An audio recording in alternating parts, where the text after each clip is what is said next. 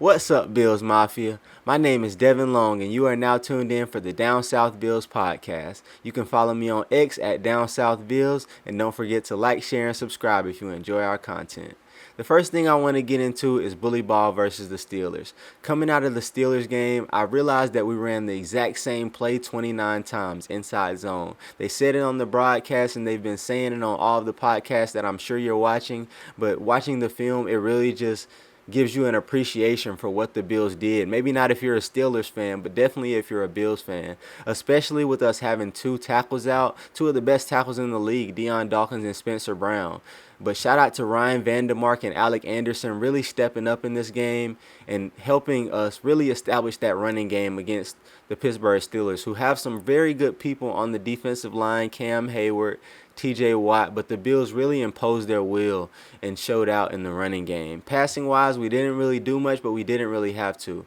I love that Brandon Cooks got a catch, and I also love that Keon Coleman got a touchdown after being suspended. Keon Coleman didn't do anything else in this game, but as I said before, the receivers really didn't have to do much the way we imposed our will in the running game. But this also gets into my next point with the offensive keys going forward, which are health and no turnovers. It seems like when we turn the ball over, we always lose, and when we don't turn it over, we always win. So I think this is a big key going forward, but this also gives me optimism for the playoffs because Josh Allen isn't a quarterback who turns it over in the playoffs. He has the best touchdown to interception ratio in playoff history, and I look for him to continue that maybe against a playoff race that doesn't include Patrick Mahomes. I know he may be on the road. I do think that the division may be lost, but I hope that the division isn't lost, but if the division is lost, I do think that we can still win on the road as long as we don't have to go through a Patrick Mahomes. And even if we do have to go through a Patrick Mahomes, I do think this is one of the few years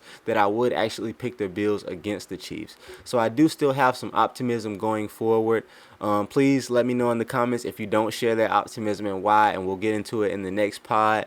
But just continuing forward here, I think that health is a big thing as well. Dalton Kincaid was out against the Steelers. Joshua Palmer was out against the Steelers, and those are our two best separators on offense. I know people are going to say Joshua Palmer and roll their eyes because of his stats, but he has been hurt a majority of the season, and statistically, if you look at his stats, he is one of the best separators in the league, regardless of his statistics, and Kincaid is one of those guys who this year he does have the statistics to back it up in the games that he has played. So, one thing also as far as the no turnovers, just kind of I don't think that a lot of those are things that, well, some of those are bad decisions, but some of those are just bad luck, like James Cook dropping the ball against the Steelers. I don't think that James Cook is fumbling problem is back, and I don't think that our turnover problems as a whole are back. I think that we're missing some players, and when we're playing some pretty good defenses along the way. So I do think that in the playoffs, those get cleaned up, and so I do have optimism for us maybe making a run there. But health is a big key. Kincaid being back, Palmer being back, Gabe being there, Shakir being there, Curtis Samuel maybe coming back off IR, and also maybe McCole Hartman for our punt return game. Our punt return game is pretty lackluster, for a word to use, with Khalil Shakir. He's pretty sure-handed as far as fair catching, but that's really all he does, or run side to side and try to get somewhere, which doesn't usually work. So I know McCole did have the fumble, but he also had a pretty good return in his debut. So hoping to maybe get him back. As far as defensive matchups and adjustments, I love what Benford did against the Steelers, against DK Metcalf. I believe he had 32 yards, and the staff is trusting him a little bit more to shadow some of the league's top wide receivers. And I love to see that.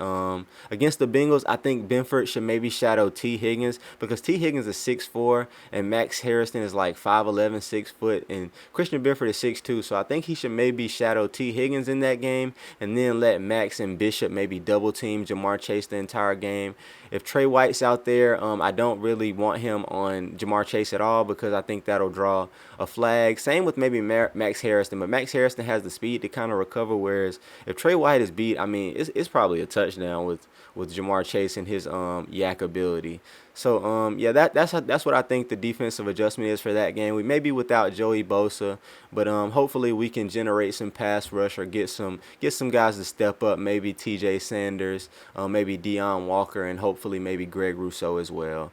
So big picture as far as the division, the playoffs, and the Bengals kind of being our kryptonite. I think the Bengals kind of being our kryptonite is kind of a last point that I threw in there. I know that we haven't played those guys much, but the game where DeMar Hamlin went out and also the playoff game, they really dominated us. And they have a terrible defense. So I think as long as we don't turn the ball over and continue to capitalize on our drives and in all of our drives and kicks, whether that's a punt, whether that's a field goal, whether that's an extra point, I think as long as we can score some touchdowns in the red zone and in all our drives and kicks, we should definitely win against the Bengals this time. I know they've been our kryptonite with those two receivers, and they're really having something to play for. But their defense is, I mean, terrible. And I think it may be without Trey Hendrickson again this week. So I think that's an advantage for us to take. That's a place for us to take advantage of. So I do think that we should do what I said on defense as far as like having Benford shadow Tee Higgins. I think that's just a bad matchup for Max Harrison. If I'm Joe Burrow and I see Max Harrison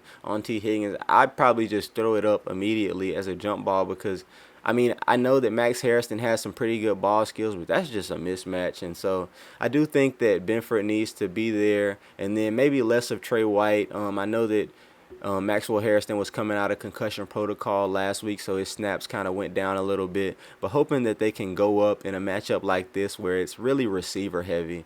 And so I do think, again, as I mentioned, I do think the division is lost, but I also think the Bills can win out. And if we win out, that gives us a shot. But it starts with us handling business against the Bengals, who have somewhat, as I said, been a kryptonite of us with those two receivers. And I think on offense, we just have to take advantage of a, quite frankly, terrible defense, which we usually do for the most part, but I know that we have had our struggles against the Bengals. So that's it for the pod. As I said before, if you enjoyed the content, please like, share, and subscribe, and see you guys next time. Go Bills.